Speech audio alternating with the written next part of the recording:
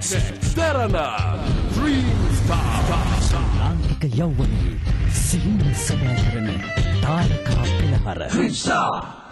අද සිහින වේදිකාවේ ගී ගයන්නේ Robin Kanishka, Ridma Satsarani, Nandana Deshapriya, Velayudam Vinodram, Supipi Tilini, Charit Amarasinghe, Kumudu Priyadarshana, Chetla Hapuaraj, Sasindu Vijay Siri, Dinusha Disanayaka, Sitara Madhushani, Hirandha Madhuranga. FM දරන නාලිකාව තුලින් ඔබට හැකියාව තිබෙනවා මේ තරම් කරුවන් ගායනා කරන ගීත 12ම නැවත වාරයක් ශ්‍රවණය කරන්නට හෙට සවස් 1 සිට 3 දක්වා. ඔබ දන්නවා ඒ කාල වේලාව. ඉතින් මීළඟට සීන වේදිකාවේ ගී ගයන්නේ කිරිබත්ගොඩ සිට පැමිණි චෙඩ්ලා හපුආරච්චි.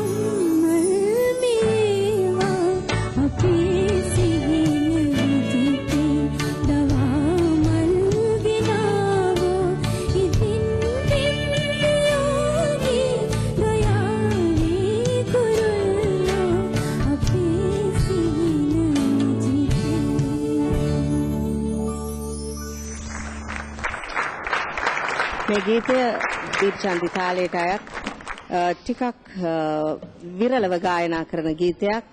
මෙහි හින්දි ගීතය ඔබ අහන්න ඇතයි කියලා මම විශ්වාස කරනවා. ඒ වගේම ඊට නොදෙවෙනි විදිහට සුජාත අත්තනායකයන් මේ ගීතය ගායනා කරලා තියෙනවා.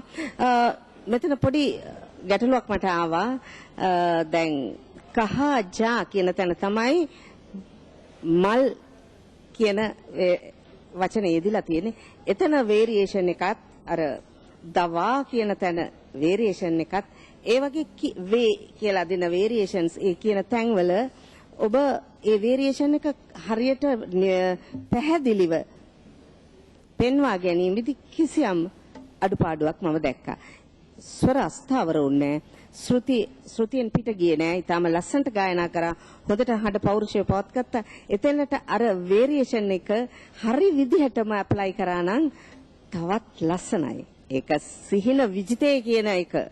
මෙතනදී මම අරන් දාලා සැබෑවක් වෙන්නම කියලා ප්‍රාර්ථනා කරනවා. ඔබගේ තරඟයේ ඉදිරි පැවැත්ම ජය ප්‍රාර්ථනා කරනවා.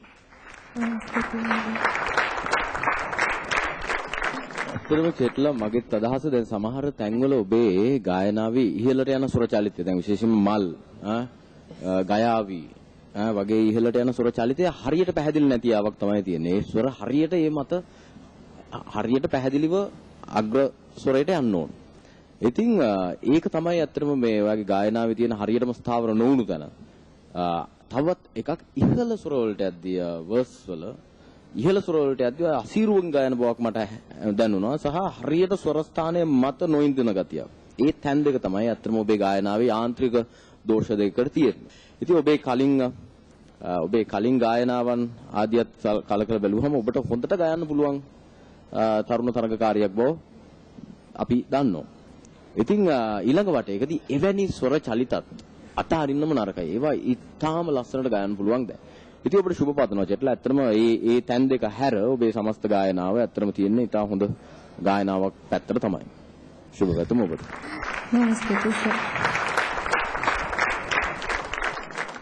චෙට්ලා මම හිතන්නේ ඔබ අද වෙනදා ඉන්න චෙට්ලා නෙවෙයි. මොකද වෙනදා ඉන්න චෙට්ලාගේ අර සැහැල්ලු බව, සංසුන් බව ඔබ තුල අද දකින්නට නැහැ. අද ඉන්නේ පොඩ්ඩක් තැතිගත්ත හිතේ චකිතයකින් ඉන්නේ, එහෙම නැත්නම් ආතතියකින් ඉන්න චෙට්ලා කෙනෙක් තමයි අද මේ වේදිකාව තුල ඉන්නේ. චෙට්ලාගේ ඒ ගායනය තුල සිදුවුණු ඒ යම් අඩුපාඩු මට දැනුණ විදියට සමහර විට අර හින්දි ගීතයේ තියෙන ඒ අලංකාර කොටස් වලට යෙදුණු සිංහල වචන, ඒ ස්ථානවලට යෙදුණු සිංහල වචන වල යම්කිසි නොගැලපීමක් නිසා හරිහැටි ඒ අලංකාර ඒ විදියටම ගන්නට අපහසුකමක් ඔබට ඇති වුණා කියලා මට හිතෙනවා. ඉතින් චෙට්ලා ඔබ දක්ෂ තරඟකාරියක්. ඔබට ඉදිරියට යන්නට මේ ප්‍රමාණවත් වේවි කියලා මම හිතනවා හෙට රාත්‍රියේදී. ජය ප්‍රාර්ථනා කරනවා චෙට්ලාට. බොහොම ස්තුතියි සර්.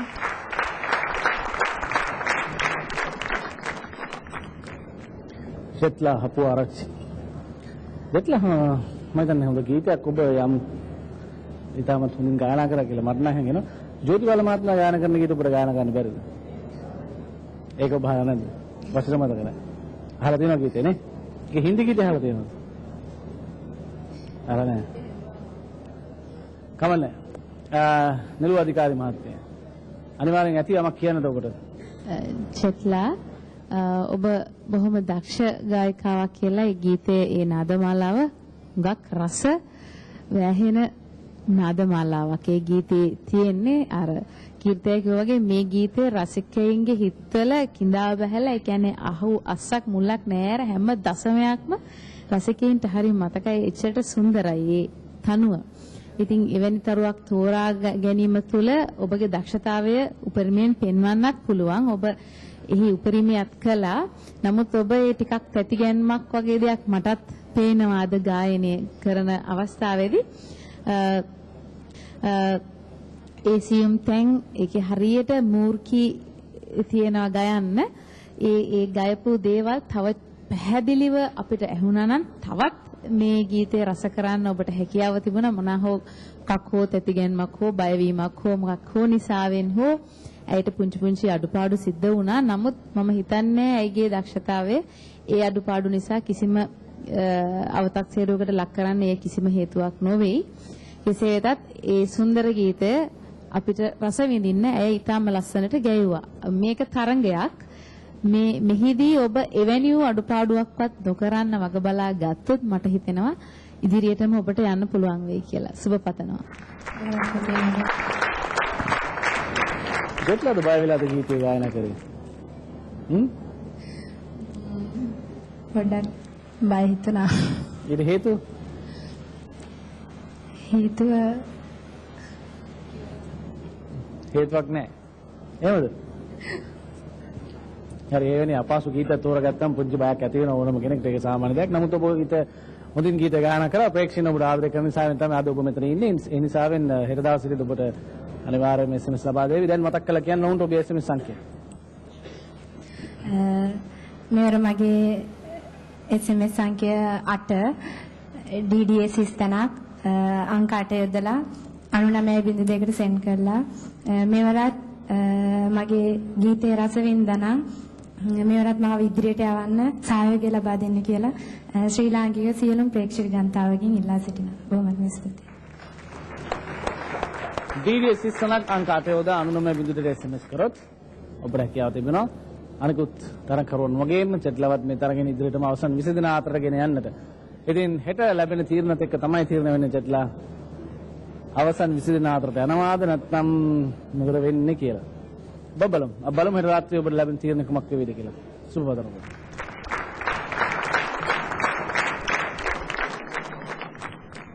එසේනම් නාතවතාවක් අපි සූදානම් පුංචි විරාම ගන්න. විරාම අනතුරු ගී ගන්න ඔබ ආදර කරන තවත් දක්ෂින් දෙදෙනෙක්